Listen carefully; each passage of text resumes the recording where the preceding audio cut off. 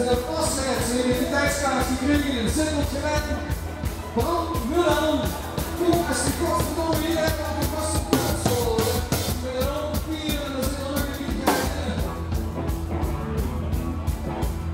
Bram Mullen.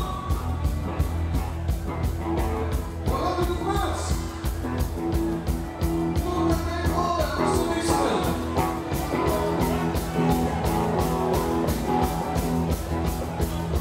Laatste oproep voor Bram Mullen. Dat is het first geworden in zijn